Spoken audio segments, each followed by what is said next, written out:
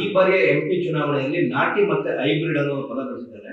ನಾಟಿ ಮಂಡ್ಯ ನಾಟಿ ಅನ್ನೋರಿಗೆ ನಾಟ್ಯದ ನಮ್ಮ ಪಕ್ಷ ನಾಟಿ ಆಗಿರೋದು ಅವ್ರು ಗೆಲ್ತಾರೆ ಅಂತ ಹೇಳ್ತಾರೆ. ಚೆಲುವಣ್ಣ ಅವ್ರಿಗೆ ಒಂದು ಮಾತು ನಾನು ಹೇಳಕ್ ಇಷ್ಟಪಡ್ತೀನಿ. ಇದನ್ನ ನಾನು ಅಷ್ಟು ಸೀರಿಯಸ್ ಆಗಿ ತಗೊಂಡಿಲ್ಲ, ಸೊ ಸೀರಿಯಸ್ ಆನ್ಸರು ಕೊಡೋಕ್ ಹೋಗಲ್ಲ. ನಾಟಿ ಅನ್ನೋದು ನಮ್ಮ ಮನೇಲಿ ಅಡಿಗೆಯಲ್ಲಿ ಇಟ್ಕೋಬೇಕು. ಪಾರ್ಲಿಮೆಂಟ್ ಇದು ತಮಾಷೆ ಅಲ್ಲ.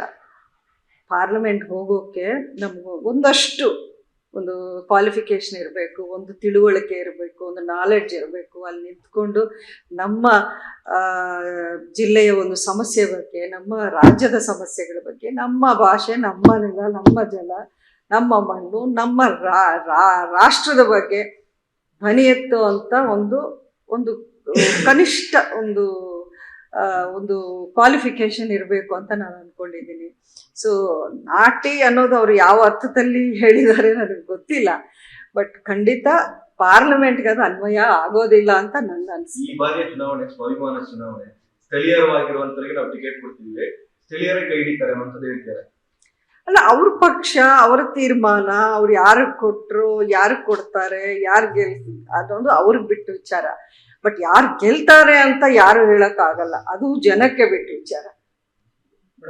ಈಗ ನಾವು ಪಕ್ಷದಲ್ಲಿ ನಿರ್ಧಾರ ತಗೊಂಡು ನಾವು ಕ್ಯಾಂಡಿಡೇಟ್, ಅದು ಪಕ್ಷದ ಲೀಡರ್ಸ್ಗೆ ಬಿಟ್ಟ ವಿಚಾರ. ಸ್ವಾಭಿಮಾನ ಚುನಾವಣೆ ಅಂತ ಕೂಡ ಬಳಸಿದ್ದಾರೆ ಈ ಬಾರಿಯ ಚುನಾವಣೆ, ಸ್ವಾಭಿಮಾನ ಚುನಾವಣೆ ಅಂತ ಬಿಟ್ಟು ನಾವು ಪದ ತುಂಬಾ ಟ್ರೆಂಡ್ ಆಗ್ಬಿಟ್ಟಿದೆ ಕಳೆದ ಎಲೆಕ್ಷನ್ ಇಂದ. ಒಳ್ಳೆದ್ ತಾನೆ. ಈ ಬಾರಿಯ ಎಂಪಿ ಚುನಾವಣೆಯಲ್ಲಿ ನಾಟಿ ಮತ್ತೆ ಹೈಬ್ರಿಡ್ ಅನ್ನೋ ಪದ ಬಳಸಿದ್ದಾರೆ. ನಾಟಿ ಮಂಡ್ಯ ನಾಟಿ ಅನ್ನೋರಿಗೆ ನಾಟ್ಯದ ನಮ್ಮ ಪಕ್ಷ ನಾಟಿ ಆಗಿರೋದು ಅವ್ರು ಗೆಲ್ತಾರೆ ಅಂತ ಹೇಳ್ತಾರೆ. ಚೆಲುವಣ್ಣ ಅವ್ರಿಗೆ ಒಂದು ಮಾತು ನಾನು ಹೇಳಕ್ ಇಷ್ಟಪಡ್ತೀನಿ. ಇದನ್ನ ನಾನು ಅಷ್ಟು ಸೀರಿಯಸ್ ಆಗಿ ತಗೊಂಡಿಲ್ಲ, ಸೊ ಸೀರಿಯಸ್ ಆನ್ಸರು ಕೊಡೋಕ್ ಹೋಗಲ್ಲ. ನಾಟಿ ಅನ್ನೋದು ನಮ್ಮ ಮನೇಲಿ ಅಡಿಗೆಯಲ್ಲಿ ಇಟ್ಕೋಬೇಕು. ಪಾರ್ಲಿಮೆಂಟ್ ಇದು ತಮಾಷೆ ಅಲ್ಲ.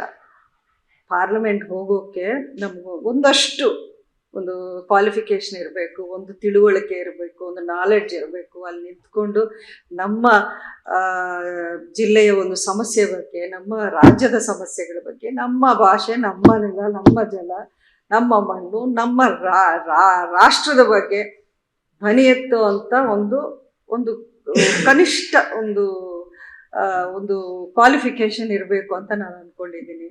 ಸೊ ನಾಟಿ ಅನ್ನೋದು ಅವರು ಯಾವ ಅರ್ಥದಲ್ಲಿ ಹೇಳಿದ್ದಾರೆ ನನಗೆ ಗೊತ್ತಿಲ್ಲ, ಬಟ್ ಖಂಡಿತ ಪಾರ್ಲಿಮೆಂಟ್ಗೆ ಅದು ಅನ್ವಯ ಆಗೋದಿಲ್ಲ ಅಂತ ನನ್ನ ಅನಿಸಿಕೆ. ಈ ಬಾರಿಯ ಚುನಾವಣೆ ಸ್ವಾಭಿಮಾನ ಚುನಾವಣೆ, ಸ್ಥಳೀಯವಾಗಿರುವಂತವರಿಗೆ ನಾವು ಟಿಕೆಟ್ ಕೊಡ್ತೀವಿ, ಸ್ಥಳೀಯರೇ ಕೈ ಹಿಡಿತಾರೆ ಅಂತ ಹೇಳ್ತಾರೆ.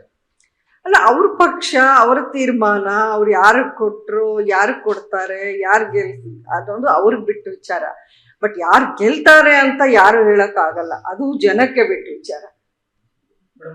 ಈಗ ನಾವು ಪಕ್ಷದಲ್ಲಿ ನಿರ್ಧಾರ ತಗೊಂಡು ನಾವು ಕ್ಯಾಂಡಿಡೇಟ್, ಅದು ಪಕ್ಷದ ಲೀಡರ್ಸ್ಗೆ ಬಿಟ್ಟ ವಿಚಾರ. ಸ್ವಾಭಿಮಾನ ಚುನಾವಣೆ ಅಂತ ಕೂಡ ಬಳಸಿದ್ದಾರೆ ಈ ಬಾರಿಯ ಚುನಾವಣೆ, ಸ್ವಾಭಿಮಾನ ಚುನಾವಣೆ ಅಂತ ಬಿಟ್ಟು ನಾವು